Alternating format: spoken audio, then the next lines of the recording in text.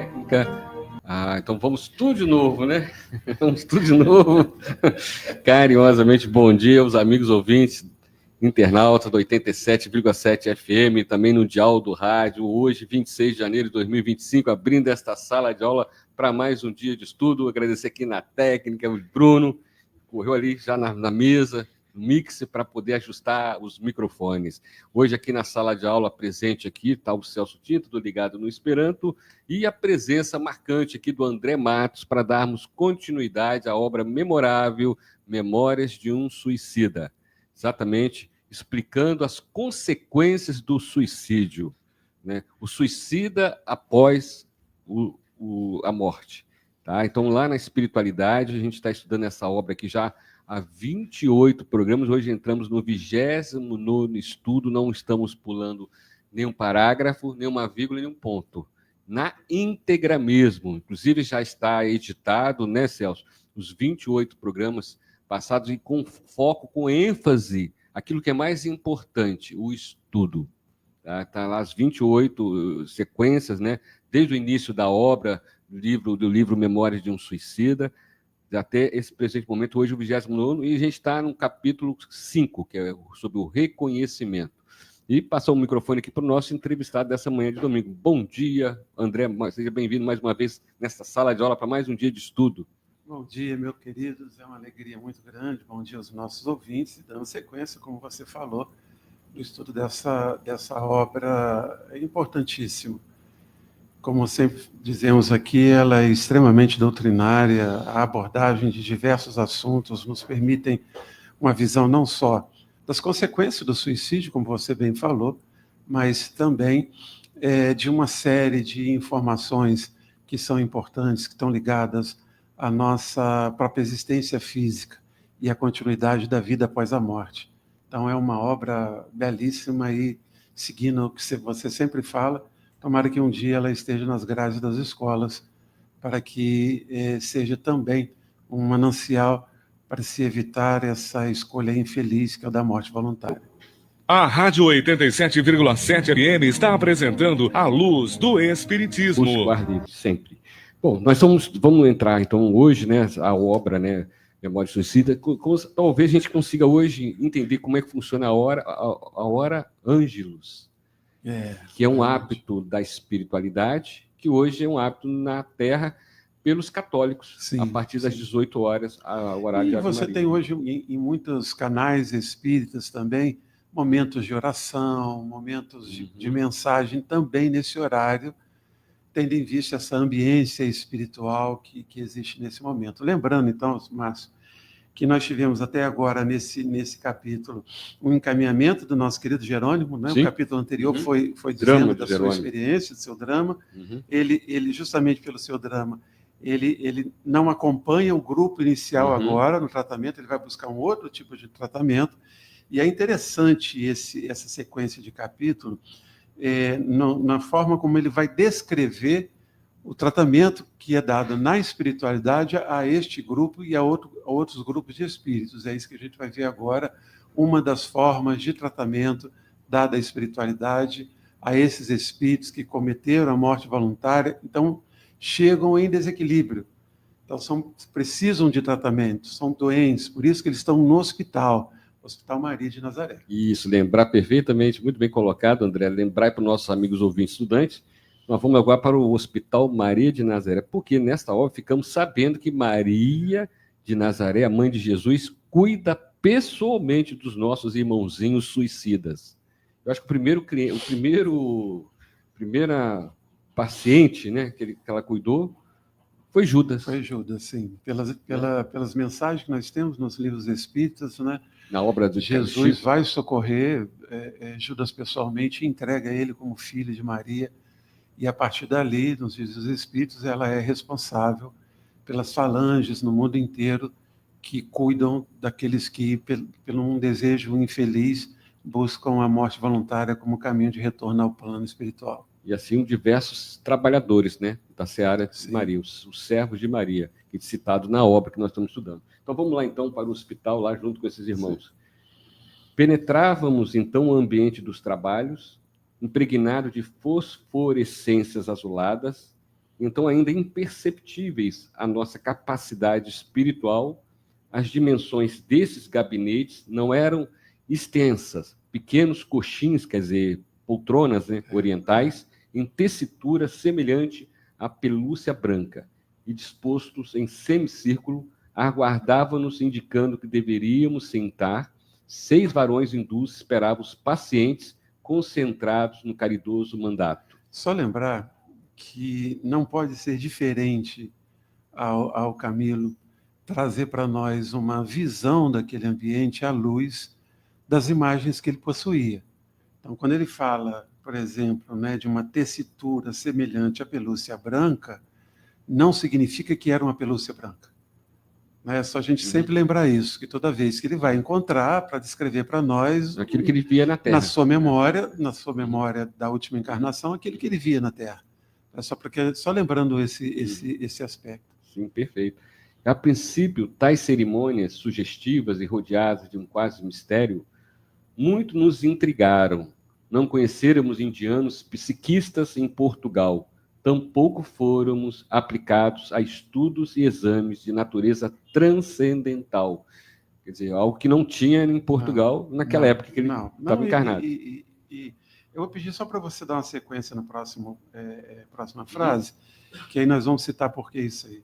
Eis, todavia, que nos surpreendíamos agora sob a dependência e proteção de uma falange de iniciados orientais, a cuja existência real não déramos jamais senão um relativo crédito, por ser nos afigurar excessivamente mística e lendária. Então, por que ele tem esse conceito? Por que ele tem essa visão com relação aos orientais?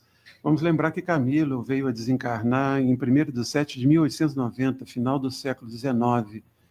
Final do século XIX, início do século XX, nós temos a civilização europeia com aquele conceito de que no imperialismo, ou seja, literalmente na invasão desses países, principalmente na África, mas também na Índia e tal, que eles estariam levando a civilização para esses lugares. Quer dizer, que todas essas outras civilizações eram pessoas menores, eram civilizações menores que a própria Europa. Veio daí o conceito de eugenia e outros conceitos mais de superioridade da raça branca.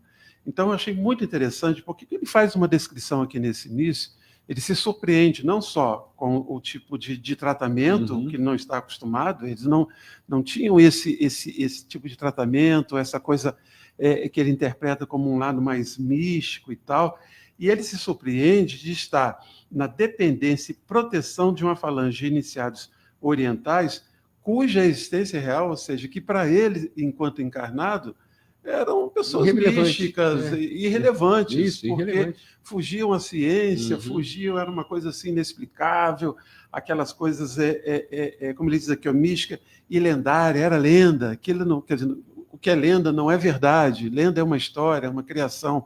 Então ele tem eu achei muito interessante, porque ele continua também com aquele olhar de superioridade. Poxa, eu estou diante de pessoas que eu achava menores, e eles agora são responsáveis pelo meu tratamento. Era que a gente está atravessando naquele momento de colonização, né? Sim, o processo é o imperialismo. O imperialismo é o segundo movimento de colonização. Então, meu amigo ouvinte, você já viu aquele filme Gandhi? Filme Gandhi. Perfeito. Vai representar bastante para você aqui ter uma ideia, uma visualização do que acontecia na época. A presença colonial da Inglaterra na Índia, e você vai ver todos os colonos ingleses ali, todos aqueles, principalmente funcionários, representantes, se colocando numa posição de superioridade perante tudo aquilo que para eles é místico, é religioso, é lenda, essas coisas assim que fogem ao conceito de ciência, que naquela época dava à cultura e à civilização branca europeia uma superioridade sobre as outras. E, de repente, ele está surpreso. É como se, no nosso país aqui, que nós tivemos durante mais de 2000 anos institucionalizado mesmo a escravidão, muitos que se sentem superiores por ser da etnia branca, chegarem na espiritualidade e encontrarem lá um preto velho, se surpreendendo com esses que ele considera menor, espíritos menor, num processo de tratamento e de socorro a ele. eu estou trazendo só uma realidade da história da Europa, da nossa história, e de como esses conceitos e como essas posturas de preconceito, elas refletem no espírito. Perfeitamente. Você não muda de uma hora para outra. Então, eu achei muito interessante essa forma de descrever ele, e ele não tem, veja bem, ele não tem vergonha de trazer isso. Porque, vamos sempre lembrar, o Camilo que está escrevendo essa obra é aquele que passou por todo esse processo e está numa condição diferente. Mas ele não deixa de descrever as impressões e a situação que ele viveu ali, porque isso que é a verdade, e nesse caso aqui é a expressão da sua cultura, daquilo que ele acreditava, daquilo que a sociedade e a cultura europeia estabelecia para aquele momento. Lembrar, né, que Camilo, quando encarnado, era um famoso escritor português. Né, que é importante ressaltar. E aí continua na obra, né? O ambiente que agora contemplávamos, porém, impregnado de unção religiosa, a qual atuava poderosamente sobre nossas faculdades, lenificando-as ao impulso de religioso fervor, imprimia tão profundas e atraentes impressões em nossos espíritos que, atordoados no seio do seu ineditismo, julgávamos sonhar. De novo, me chama a atenção, eu tenho essa mania, não sei se gostar muito de literatura, buscar determinados termos, né? Aqui o termo muito interessante quando ele fala de impregnado de unção religiosa. O que é unção religiosa para nós, por exemplo, espíritas? Unção religiosa para os nossos companheiros, por exemplo, católicos, é durante a missa, o momento de uma música, de uma oração, de um elevo. Para os nossos irmãos crentes, de repente aquela prece, também uma música que eleva mais, que inspira mais um fervor religioso. E para nós espíritas, o que seria essa unção religiosa? É uma pergunta que eu faço para vocês dois. Hoje eu me coloco aqui na posição de, do passe, de perguntar. Do tratamento do passe, da água fluidificada. As nossas reuniões de prece, de vibração, de trabalhos de cura, os nossos trabalhos de desobsessão, que nos geram um ambiente espiritual de elevo, de unção religiosa. Não unção religiosa no sentido do dogmatismo religioso, não, mas o sentimento do elevo, de um sentimento de felicidade, de calma, que às vezes nós conseguimos, por exemplo, quando nós saímos do turbilhão de uma cidade grande, vamos para um lugar onde você tem uma cachoeira, onde você tem uma natureza, em que você pode deitar numa rede, em que você pode ficar ali no silêncio, ouvindo os pássaros, aquele enlevo, aquela paz que você sente, é essa unção religiosa.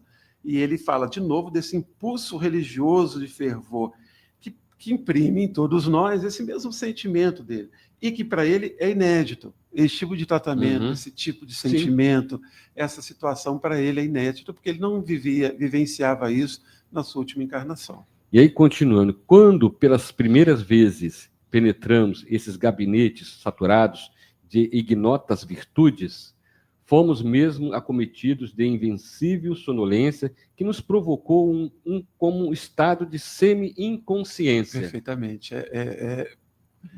Você relaxa, a gente descansa. Eu estava lembrando agora de um eu levei uma pessoa para tratar lá no Lar Meimei, na época ainda com meu querido Rogério Forte, meu grande amigo hoje na espiritualidade, um trabalho belíssimo lá em Valência. Ele fazia um tratamento espiritual, e eu tive a oportunidade de estar presente e sentado na cadeira. Todo aquele ambiente me fez adormecer naquele instante, ter até uma experiência de retorno, de memória a uma situação de vida passada que me ligava até, era uma explicação que me ligava à pessoa que eu estava levando para tratamento. Isso foi possível por quê? Por causa do ambiente. Então, esse é um ambiente com uma vibração e com elementos... Preparado, né, André? E com elementos vibracionais que a gente desconhece, né, com energias que a gente desconhece, que me proporcionou esse mesmo sentimento dele aqui, de uma sonolência, de uma semi-inconsciência, que também é necessário para o tratamento que eles vão ter adiante.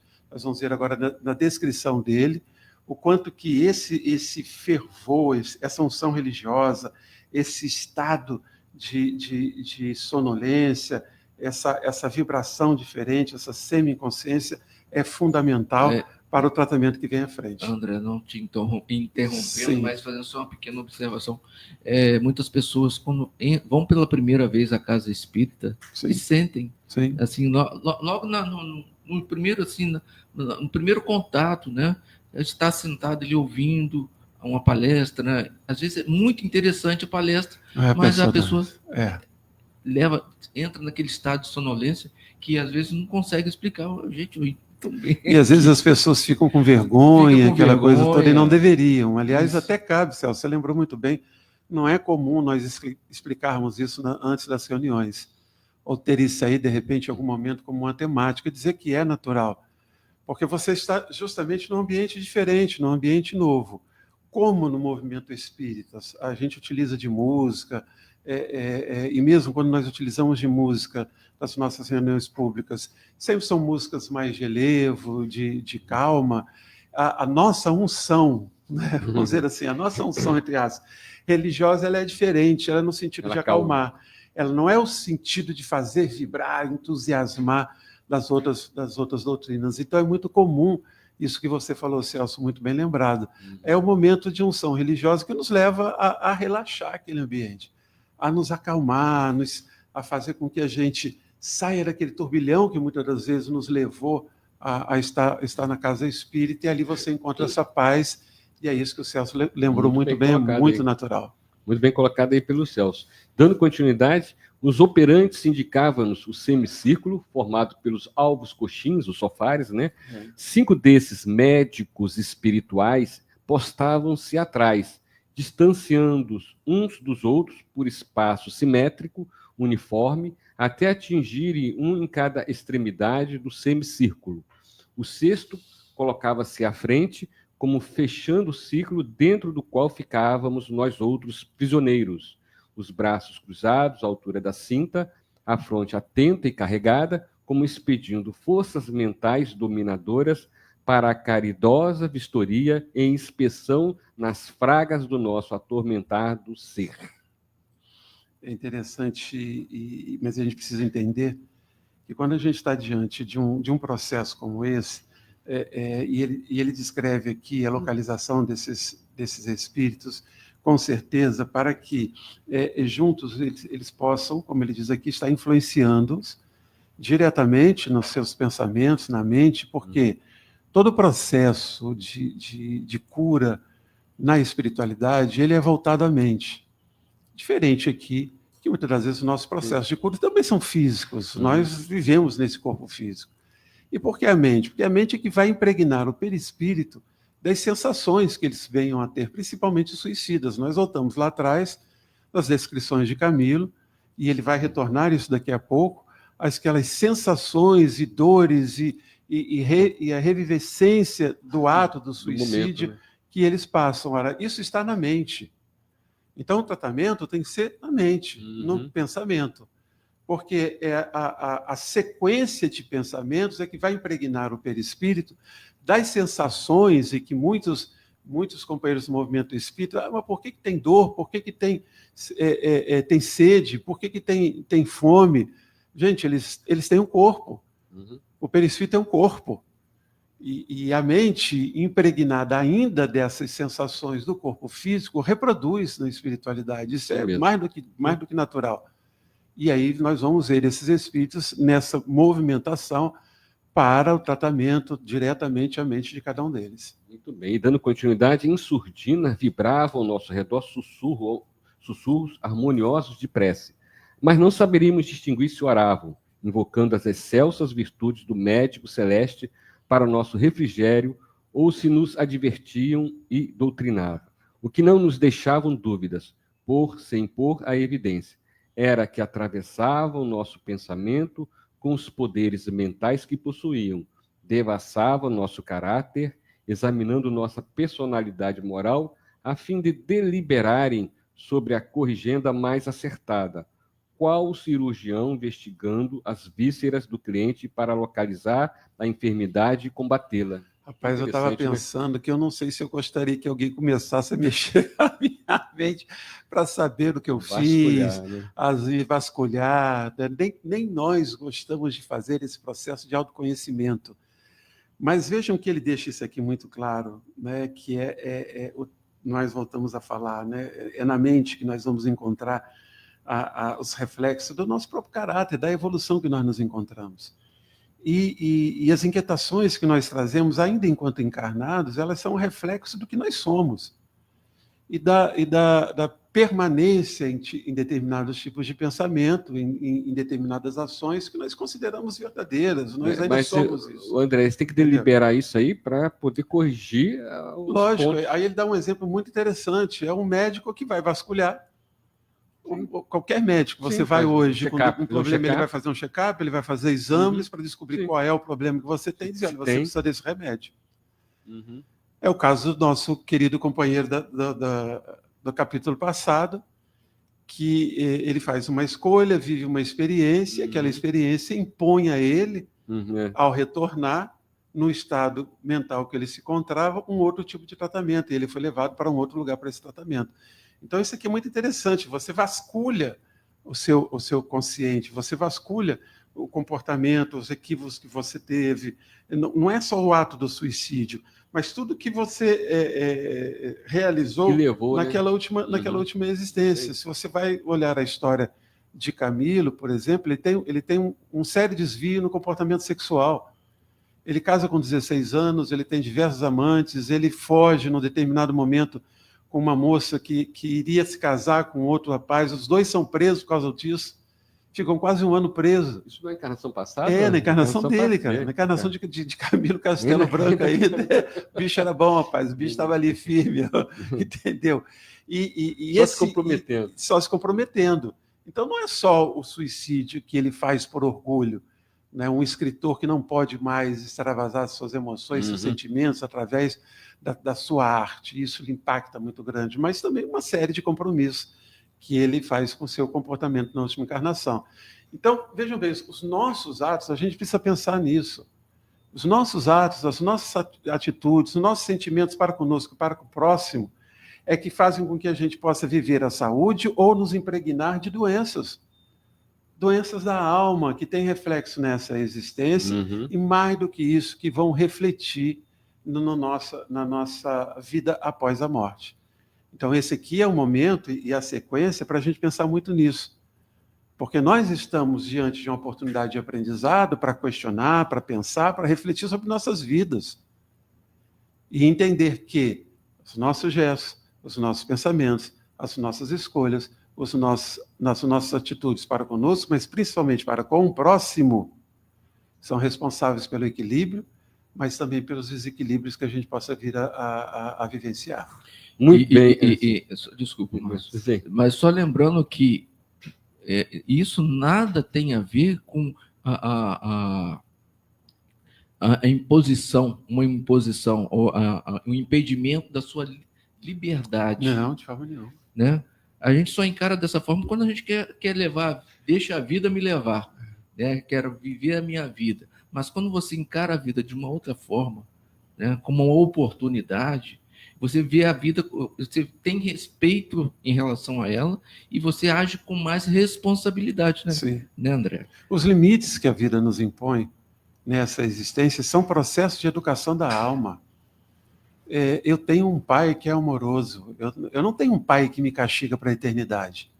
Eu tenho um pai que compreende ainda meus equívocos e ele me dá a oportunidade de resignificar, de refazer, de fazer melhor. Isso é o Deus de amor de Jesus. Não é o Deus do castigo eterno. Então, nós estamos aqui e os limites que nos são impostos pela vida, porque às vezes eu quero ter uma outra escolha, eu queria ter uma outra vida, só que o caminho me impediu de seguir. E eu desconheço que, de repente, seguir aquele caminho que eu queria, ele ia me levar a sofrimentos maiores do que esse que Deus está, entre aspas, bem entre aspas, me indicando, me impondo, que ele sabe que é o melhor para mim no meu processo de evolução. Então, dando continuidade, tal certeza infundia-nos múltiplas impressões, a despeito do singular estado em que nos encontrávamos. A vergonha por havermos pretendido burlar as leis superiores da criação, afrontando-as com o ato brutal de que usáramos, o remorso pelo descaso à majestade do oponente, onipotente, a deprimente amargura de havermos dedicado nossas melhores energias aos gozos inferiores da matéria, atendendo de preferência aos imperativos mundanos, sem jamais observarmos as urgentes requisições da alma, deixando de nos conceder momentos para a iluminação interior. Eram pungentes estiletes que nos penetravam a âmago durante a sublime vistoria a que nos submetíamos, inspirando-nos mágoas e desgostos que eram o prelúdio de real e fecundo arrependimento. Então, olha só, quer dizer, como ele utiliza aqui, né, esse processo, né, vamos dizer, esse de processo tratamento. que eles estavam, essa vistorias, veja que ele fala sublime vistoria, né, que eles estavam sendo submetidos, é interessante que ele passa para aquele, isso leva a um processo, ele começa com a palavra vergonha, lógico que é uma consciência culpada, não é um processo apenas de expor as escolhas infelizes, mas é um processo para fazer você refletir nessas escolhas infelizes e as consequências que tiveram. Então vejam que ele diz aqui que é o primeiro, é o prelúdio, quer dizer, o primeiro ato real, essa consciência de que todas aquelas atitudes, todas aquelas escolhas foram equivocadas, foram contrárias às leis superiores de Deus. Esse é o primeiro, a consciência do ato é o primeiro momento anterior ao arrependimento. Porque enquanto você não tem consciência, enquanto você acha que aquela postura que você tem, aquele comportamento que você tem perante a si, perante o próximo, aquilo é correto e você não consegue enxergar as consequências infelizes daquele seu ato, você não tem por que arrepender. Você se mantém naquela condição. Então, quando nós falamos dos processos, às vezes dolorosos, de aprendizados que nós temos na vida, são como essas sublimes historias. Porque quantas vezes o limite que a vida nos impõe, quantas vezes a dor, ela bate às nossas portas, no sentido de que a gente pare e perceba que deveria ser um prelúdio real de que alguma coisa está equivocada nas nossas ações, que estão gerando aquele tipo de situação infeliz. E ele fala o remorso, né, do descaso, né? Quando estava com saúde plena, botou para quebrar. Mas o remorso, olha só, o remorso ele só vem também depois do arrependimento. O remorso e o arrependimento são consequências de uma consciência que percebeu que errou. Então, a gente pode achar estranho esse processo inicial. Vamos ficar vasculhando a nossa mente, o que eu fiz, o que eu deixei de fazer. Não só, como nós falamos aqui, é um médico percebendo aonde está a doença para ser tratado, mas é você perceber, olha só, você não está aqui porque Deus olhou para você e disse, olha, não, você vai ser penalizado por causa disso, daquilo. Não, você está aqui como consequência das suas atitudes. Sim. Como o Celso falou da liberdade que você tinha de escolher num determinado momento. E você é responsável, mais ou menos, de acordo com a consciência que você tem daquele ato. E aí ele faz todo esse processo e essa vergonha, essa consciência culpada, essa conscientização dos equívocos que te levaram àquele estado como ele colocou aqui, eu gostei muito do termo, um prelúdio de real e fecundo arrependimento. Quer dizer, é um processo para que você tenha consciência e aí você comece o outro processo, que é o de arrependimento, para que mais na frente venha o processo que é o de você ressignificar, de você ser levado a tentar fazer diferente. Muito bem. Aí, dando continuidade, nossos menores atos pretéritos voltavam dos abismos trevosos em que jaziam para se aviventarem à nossa presença, nitidamente impressos em nós mesmos. Nossa vida, que o suicídio interrompera, desde a infância era assim reproduzida aos nossos olhos, aterrorizados e surpreendidos, sem que fosse possível determos a torrente das cenas revivecidas para exame. Quer dizer, vai até ter idade, né? Porque você volta à primeira encarnação. A gente precisa lembrar que nós nos esquecemos da nossa condição de espíritos e que nós trazemos em nós a nossa memória da última encarnação, é o que a gente pode chamar até de uma memória recente, mas também trazemos em nós toda a memória das encarnações passadas, dos personagens que nós vivemos. Hoje nós somos, e quando nós desencarnarmos, principalmente, nós seremos o somatório dessas experiências. No caso aqui, o que eles fazem? Eles buscam na memória do espírito, que não se perde. A memória não se perde. Aqui, num corpo físico como o nosso, chegando à tenra idade, como estamos adentrando. Outro dia eu descobri, rapaz, que eu já pago meia no cinema. Olha só que lindo. Fui com a Tati ver um filme e descobri lá que eu já estou pagando meia no cinema. Fiquei na felicidade, rapaz. Falei, já é alguma coisa pela idade, né? Pela velhice vai chegando. Mas aqui, vai passando o tempo, a nossa memória vai caducando, como diziam os antigos, a gente vai esquecendo. Mas a memória do espírito não, ela vai nos acompanhar no nosso processo de evolução. E o que eles fazem é só o acesso a essa memória e fazer com que essa memória venha à tona naquele instante de uma forma, como ele diz ali, irresistível, nos fazendo perceber todas as nossas ações desde a infância. É o check-up completo. É um check-up completo com vistas ao tratamento. Isso aí. A gente precisa entender isso. Eles estão num processo de tratamento necessário para que eles possam vencer esses momentos iniciais de desequilíbrio. Dando continuidade, quiséramos poder fugir a fim de nos furtarmos a vergonha de pôr a descoberto tanta infâmia, julgada, oculta para sempre até de nós mesmos, pois, com efeito, era dramático, excessivamente penoso desatar volumes tão variados de maldade e torpezas diante de testemunhas tão nobres e respeitáveis, mas era em vão que o desejaríamos. Quer dizer, esse vasculhar o passado nosso, né, sendo exposto de forma assim, bem clara. No momento em que você começa a ter uma consciência diferente. Eles já estão num processo, eles descobriram a realidade após a morte, que eles não tinham. Eles desconheciam essa realidade. Para aqueles que eram religiosos, o conceito de céu e inferno apenas.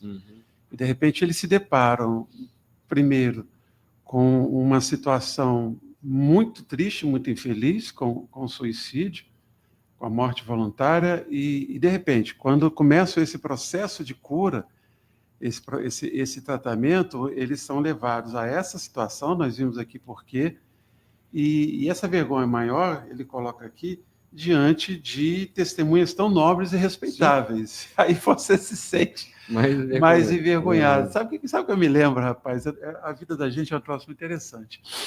Antigamente, põe antigamente nisso, lá no colégio em Três Rios, né, era muito comum, eu não sei em que período, mas era comum o padre lá e a gente confessar. Os alunos confessarem. Eu não sei que época que isso acontecia, provavelmente próximo a alguma atividade religiosa, né? Então, o seu Joel, o pessoal muito bom daquela época. Então, eu me lembro que para nós era uma situação assim muito estranha, porque você está diante de um padre, ter que falar coisas que você não quer esconder, mesmo sendo jovem. E aí o padre perguntava o que você fez e tal. Não, aí você falava uma coisinha, escondia uma outra coisinha, entendeu? Falava uma coisa um pouco, né, menos branda, mais branda, para que você não fosse castigado ali de uma forma. Não sei por que me lembrei disso agora, cara. Eu acho que é uma situação muito parecida com a deles. Só que ali, com o padre, a gente escondia, entendeu? Aqui desvelado. Aqui desvelado. E diante de almas que, por sua vibração mesmo, pela sua condição ali, pela tarefa que estavam desenvolvendo, ele descreve almas, testemunhas nobres e respeitáveis. E vão, porque é um processo de tratamento. Alguns processos de tratamento também, de doenças nossas aqui no plano físico, nos exigem esforços e tal. E aqui eles estão no processo de tratamento necessário, nós vimos isso, mas que traz, no primeiro momento, todo esse incômodo. E eu me lembrando aqui da forma como a gente tentava ludibriar o padre lá quando conversávamos lá na confissão auricular. Na confissão lá no colégio, querendo fugir de uma penalidade maior para os equipes que a gente fazia. Vamos já encerrando, já quase no finalzinho, vamos para o último trecho, o último parágrafo. Sentimos que nos vinculávamos àqueles sofares pela ação de vontades que se haviam apossado de nosso ser. Ao fim de alguns minutos, porém, suspendiam a operação. Esvaía-se o torpor. As lúgubres sombras do passado eram expungidas de nossa visão, recolhidas, que eram ao pego revolto da subconsciência, aliviando a crueza das recordações. Quer comentar esse textinho? Não, é só para a gente ver que como eles estavam num tratamento mesmo, quando encerra, aquele enlevo, aquilo tudo passa, aquele torpor passa. A memória volta para o seu subconsciente e eles passam a sair dali. Melhor do que chegaram. Melhor. É um processo de tratamento. Apesar do confronto com a vergonha, com perceber os equívocos, aquilo é necessário, como nós falamos, para o processo de até tratamento. Ele cita aqui na sequência, né? Então, vou terminar essa sequência. Faz até o final. Então, a fronte carregada do operador serenava qual arco-íris alino, quer dizer, né, é semelhante a vidro transparente, isso. Um ar de amorosa compaixão derramava-se por suas atitudes e, aproximando-se, espalmava sobre nossas cabeças mãos níveas, enquanto 5 demais assistentes o acompanhavam nos gestos e nas expressões, quer dizer, o passe magnético. Passe magnético para ajudar no reequilíbrio. Exatamente, no reequilíbrio. Eles estavam ali e vejam que expressões de compaixão. Ninguém estava ali para julgar, se colocar numa posição de superioridade. É compaixão, o entendimento do momento que eles estavam vivendo. Aí ele fala do passe, né? Compassivos, os fluidos beneficentes que a seguir nos faziam assimilar, terapêutica divina, iriam gradualmente auxiliar-nos a corrigir as impressões de fome e de sede, a postergar a insana sensação de frio intenso que num suicida resulta da gelidez cadavérica que ao perispírito se comunica, a atenuar os apetites e arrastamentos inconfessáveis, tais os vícios sexuais, o álcool, o fumo, cujas repercussões e efeitos produziam desequilíbrios chocantes em nossos sentidos espirituais, interceptando possibilidades de progresso na adaptação e impondo-nos humilhações singulares por assinalar a ínfima categoria a que pertencíamos na respeitável sociedade dos espíritos que nos rodeavam. Eu não sei o tempo que nós temos, a gente pode até retornar esse trecho no próximo encontro, mas é tão interessante. Tem muita informação importante. Vamos retornar. Aqui. Vamos retornar. Vamos. Então, vamos retornar para aqui que a gente possa retorna. pensar a importância desse tratamento que eles estavam recebendo ali. Então, chegando ao finalzinho do programa Luz do Espiritismo, nessa manhã o estudo é intenso da obra Memórias de um Suicida, que explica, tira o véu da letra, o que acontece com o suicida após a morte. Se pudesse voltar e falar, pega esse problema e multiplica por 1000 que eu vou enfrentar, porque não é fácil. Não. Tá aí o exemplo. E aqueles que estudam, vai pensar assim, lá na frente, quando tiver um problema sério, vai lá que é verdade, vai lá que é verdade isso aqui, não tem como fugir. Essa é a realidade que nós vamos encontrar do outro lado.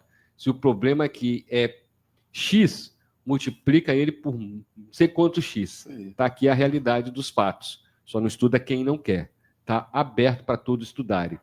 Suas considerações finais, André, chegando mais um estudo aí do 29º estudo. No 30º, vamos reler esse trecho aqui, que é riquíssimo e esclarecedor para todos nós, principalmente quando ele fala dos vícios. Suas considerações finais. Mais uma vez, agradecer a oportunidade, né, que vocês nos concedem desse estudo, que também para mim é importante, essa obra belíssima, e desejando a todos assim um final de domingo abençoado, uma semana.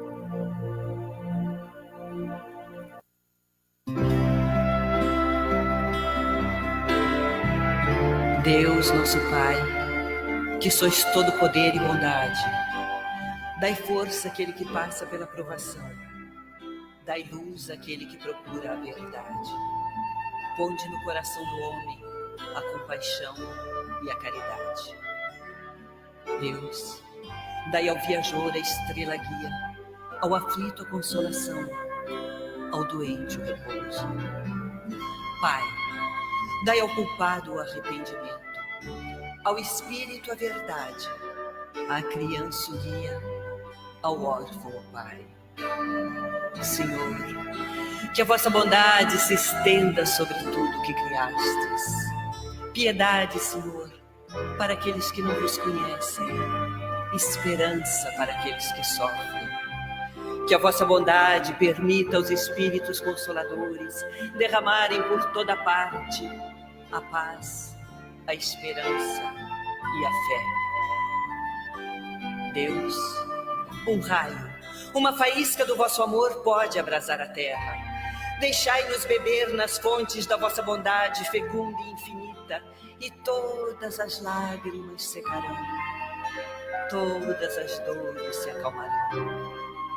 Um só coração, um só pensamento subirá até vós, como um grito de reconhecimento e de amor. Como Moisés sobre a montanha, nós vos esperamos de braços abertos.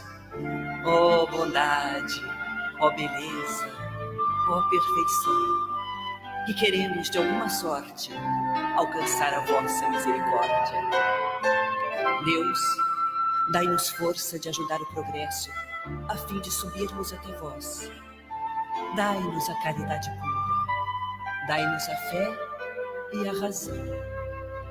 Dai-nos a simplicidade, que fará de nossas almas o espelho onde se refletirá a vossa divina imagem.